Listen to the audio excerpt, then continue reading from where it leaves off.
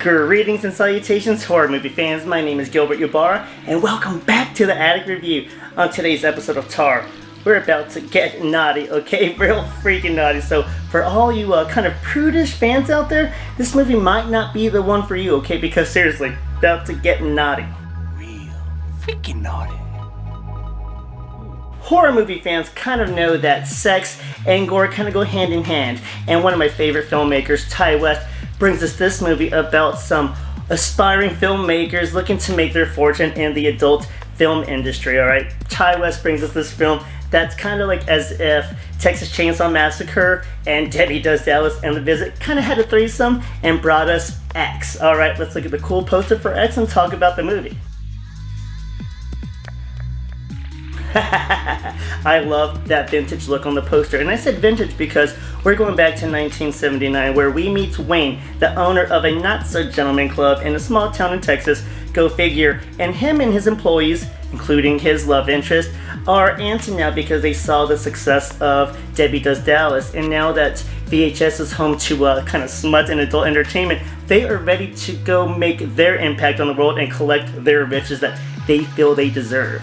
Joining Wayne in all of the porn madness is his girlfriend Maxine, played by Mia Goth, Bobby Lynn, played by the always incredibly talented Brittany Snow, Jackson, kind of the stud of the film, played by Kid Cudi, who I didn't even know was in the film until after I watched it. Wow, that's embarrassing.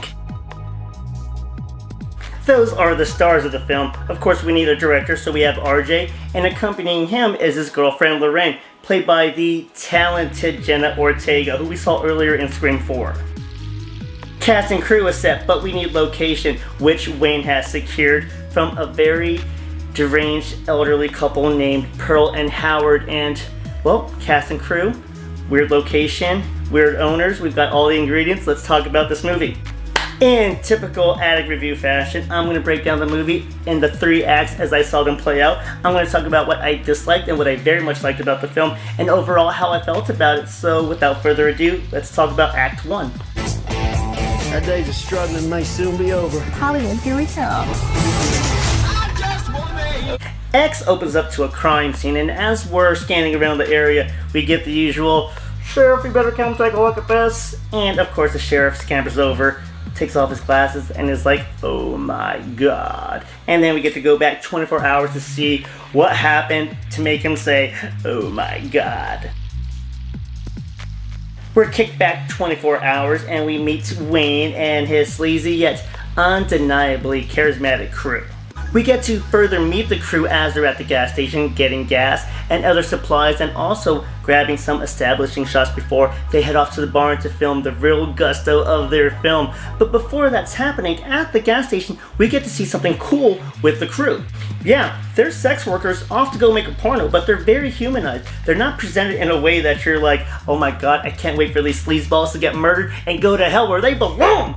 They're fun, they're relatable, you like them, so it makes it sad to root for them knowing that they're heading to their impending doom at the barn. The crew arrives at their location and Wayne meets with the owner Howard, and Howard right off the bat tells Wayne he doesn't like him or his crew very much and that his wife Pearl is not right in the head. Despite the bad vibes from the owner, Wayne and crew settle in, get ready to start making their movie, explore the land, and we're almost at the end of Act 1. But this is a very heavy warning already. I should have said this at the beginning. This is a movie about making a pornographic film. So right now, during the last parts of Act 1, they're going to show a lot of them filming this pornographic movie. So guys, you're going to see nudity. You're going to see some very, very, very believable sex scenes in it. As some of the initial sex scenes are being wrapped up, Maxine is exploring the property and comes across Pearl, Howard's wife. Pearl and Maxine have a very interesting talk, and you can just tell by Pearl's tone and her choice of words and just all-around hostility that she has a lot of unresolved issues from not living her best life when she was younger and actually being kind of envious of Maxine and all of her friends making this movie. So, dun dun dun. End of Act 1. But before we get to talking about Act 2 and finishing up Act 1, do me a huge favor, please. Click like and subscribe, show some love, leave some comments, and tell some other people please to subscribe. Thanks a lot. Now, let's get going. Alright, so Act 1, what didn't I enjoy? Not a lot that I didn't enjoy for me to really harp on. The only thing that I'm going to talk about is the fact that the movie is going to piss off a lot of people right away. Yes, despite telling people that it's about making a pornographic movie, people are going to insanely bitch about the nudity and sex scenes, guys. I don't know what to tell you. So again, not my talking point about the film, but I just know that's my negative thing, is hearing everyone complain about the sex scenes in a movie about making a porno. Now, what did I love about Act 1? Oh my god, virtually everything, alright? It's driven by some powerful music. We've got some great, and I cannot emphasize this enough, great line delivery, okay? So organic and feels natural for the 70s. Wow. And I say line delivery because when you see, if you've ever seen movies of like the 70s and 80s containing adult content, you hear those lines, and when they're being spoken by the cast now, it is spot on, and that brought a huge smile to my face for the authenticity of the filming. Would you like to come inside? Much obliged. Seriously, Brittany Snow and Kid Cudi are on fire when they're doing their sex scenes, and oh my goodness, it's kind of awkward to watch because you're seeing, banging on the big screen, you got strangers around you, but it does a good job of breaking the ice and making that feel as grimy. So speaking of grimy, let's get to Act 2. Act 2 begins after Maxine and Pearl have that weird conversation, which I forgot to mention is really cool because they're enjoying a glass of lemonade, and at that time too, like the transition between showing the crew filming their scenes as well was really neatly done. Great job, Ty West. Anyways, let's keep going. Maxine shows up on scene and shows why she's gonna be a crowd pleaser. Maxine shows off why she's a star and has that X factor and left everybody impressed, including that peeping Tom Pearl, who was in the background enjoying the show. Now, that old pervert goes up to her husband after seeing the show and she's like, hey, I want some of that D now too. And he's like, woman, my heart, it'll kill me, get away from me. Now, Pearl, feeling unwanted and neglected, kind of takes off in a furious manner. But the crew is all happy because they finished filming. Now they're just celebrating and kind of making some small talk about the business, and leads us to a very beautiful rendition of, I believe, Fleetwood Mac and Brittany Snow and Kid Cudi kill it in this scene. But in this scene, we also see more of the dejected Pearl, and also after all this is being done, we had an interesting conversation about sex being professional and it just being a film. And all of a sudden, RJ, who was a big proponent of making independent film and had no problem with sex, is now really sad because he's about to become a cuck, as his girlfriend Lorraine wants some Mr. Nasty time with Kid Cudi. Mr. Nasty time. Oh, Mr. Nasty time. The nasty time. This whole time, Lorraine was being picked on for being a quiet little church mouse type of girl, including RJ was giving her a hard time. Now all of a sudden, she wants in on the action, and not gonna go well for RJ or the rest of the crew after this. Obviously upset after watching his girlfriend make her porn debut with Kid Cudi, he decides to wait till everybody's asleep to say, fuck you all, I'm out of here, I'm taking my van, finish the film on your own. As he's leaving, bumping some Blue Oyster Cult, he comes across Pearl, and we're about to end Act 2. What? Pearl and her frisky self is still looking to get some, and even makes a turn at RJ as he's showing concern for her being out in the middle of the road.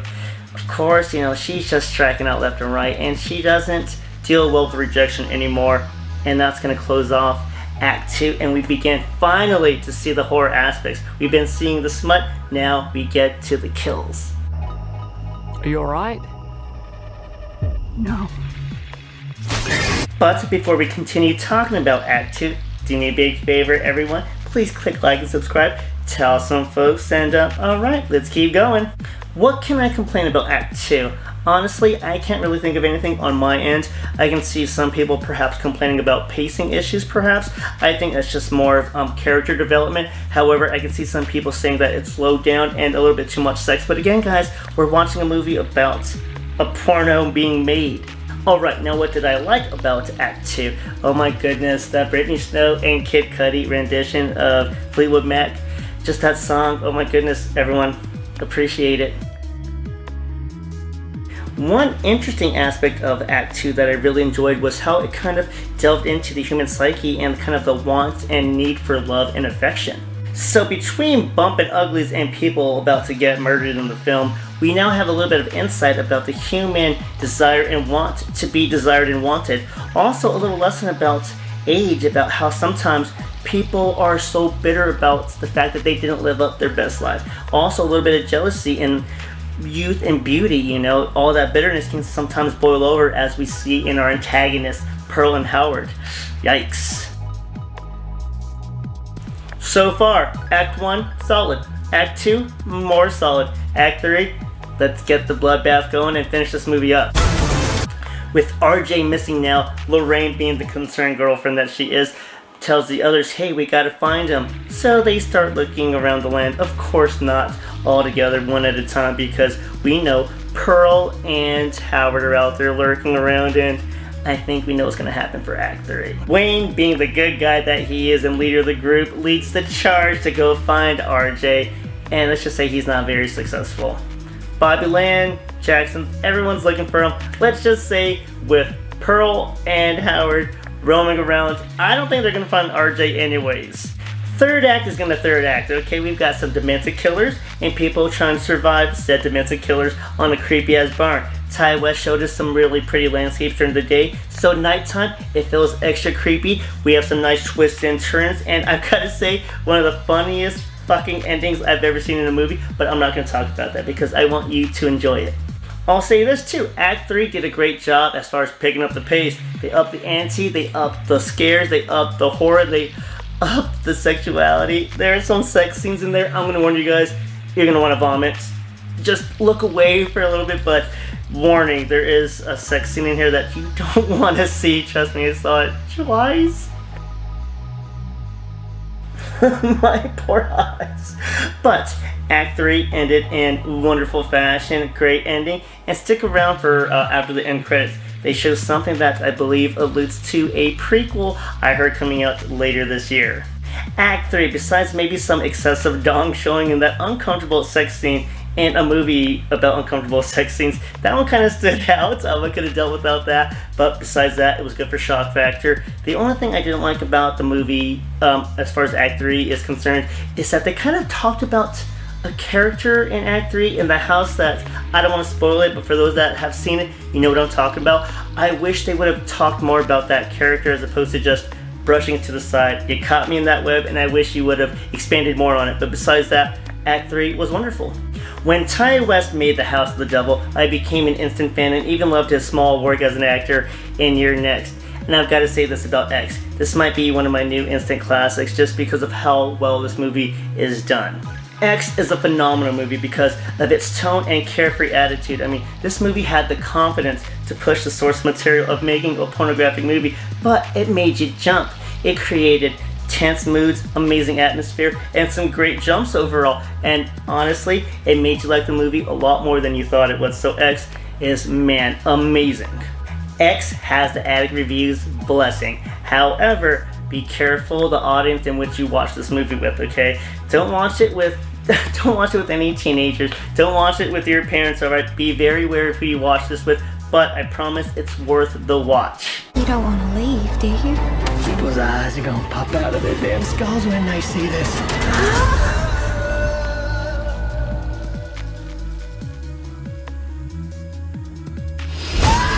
So that's the Addict Reviews take on 2022's X. Do me a favor, as soon as you see the movie, or if you have seen the movie, leave some comments and tell me what you thought about your favorite scenes and maybe what they could have done better, or what you really loved about the film. 1,000 thank yous for talking scary movies with me. Again, please click like on the video, subscribe to the channel, tell some friends. My name is Gilbert Ybarra. Thank you for watching the Addict Reviews. Smile, Tiger.